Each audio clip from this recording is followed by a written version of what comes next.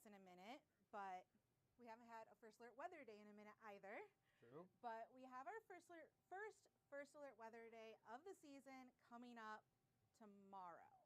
For winter weather. For winter weather in November. We should be used to it by now. Pointing out it was 63 yesterday. Oh, that's right. And the weekend was in the upper 50s when we're supposed to be in the mid 40s. So this is going to be more of a shock than I think we are ready for. Really, and we should be used to it. But still, anytime the first snowflakes fall, people... Yeah, they panic. Like it's, yeah, they panic That's why we're issuing our first alert weather day. Been warning everybody about this for the simple reason that we're transitioning over to some wet snow. It's going to come in from time to time. It's going to reduce visibility. As if we've gone through this drill, ground's really warm, obviously. So any of these vigorous snow showers probably stick to a bridge, maybe your rooftop, your windshield, some of the grassy surfaces. Yeah. We never go below freezing out of this, other than the wind chills. But in the mid-30s, a lot of that can linger for a while, and it's mainly tonight and through the morning hours, and then it kind of tapers off. But there's still a lot more icky weather coming on Friday. Okay. And that was when we got, what, football? You got a football Silver game? Bells, Silver and Bells. also the holiday parade in Jackson. So there's lots to talk about here. Upcoming, the rain has moved on. That's good news. Okay. And that was blowing sideways most This of the right morning here? hours. Yeah. So here it is, the satellite loop. The rain is moving off to the northeast where it'll mix in with the colder air. And that will become wet snow that will reverse its course and come right down Lake Michigan. That happens overnight. Meanwhile, what you see crossing the lake, those are rain showers that will change and mix and change over to bands of snow that'll come through probably starting around midnight throughout the morning, and with the peak of it coming around the morning rush hour. So that will mean from time to time you might run into a slick road. And what makes it worse is you'll probably travel most of the highway system with just wet roads, but all of a sudden you get to a spot where now you think you're confident, everything's good, and you get a little iciness on the bridges. So that's a concern for our first alert weather day. Temperatures right now are down to 40.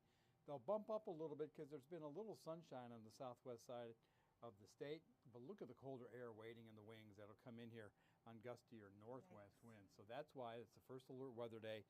And think of it starting at midnight, not so much the whole daytime of Thursday, because that's when we'll start doing the transition. Our wind gusts will start increasing throughout the day. Wind chills drop into the 20s, and our rain showers mixed with snow become snow. So we get these coatings Wednesday night into Thursday morning. The wider view shows that spinning, counterclockwise spin. That's a developing strong low pressure center that will come down the state and introduce that snow back in.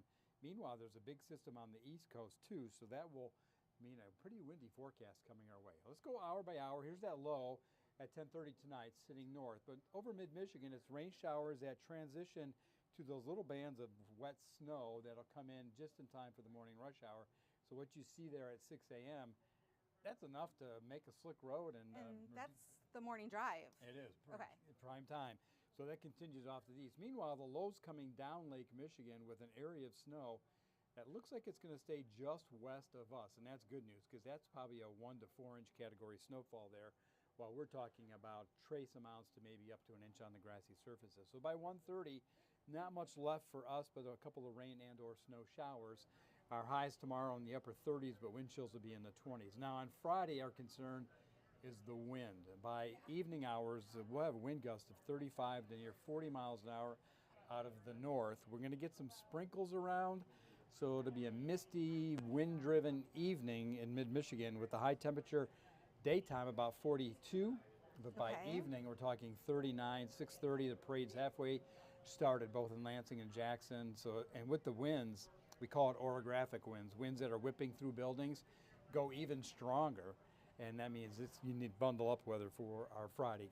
The college football game too at MSU, it's got some mist in the air too, so make sure you got something that's waterproof if you're sitting in the stands. We quiet down Saturday after a couple of morning sprinkles, and then the weekend gets much quieter. So here's the predicted snowfall by 7 a.m. In general, it's trace amounts, an inch or less on grassy surfaces, and as that low comes down the state, you see where the heavier snows fall just west of us. So we're keeping an eye on that just in case it does do a little shift on us.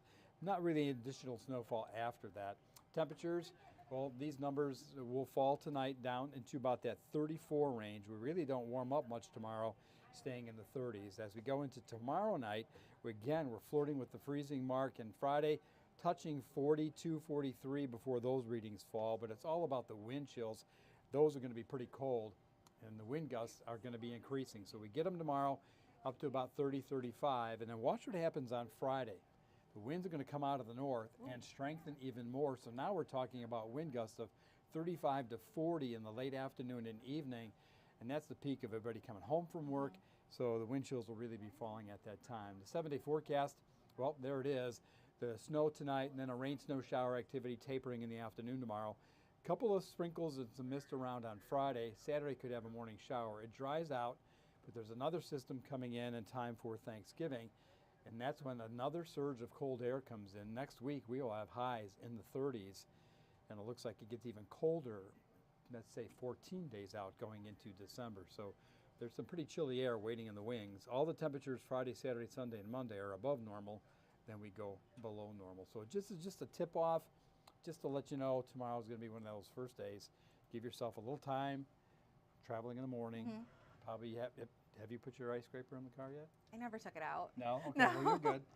So snow brushes back into play just because you want to clean, it gets kind of stuck on the side of the windshield. Some areas may only just have a few snow showers. It's going to be on a more scattered basis.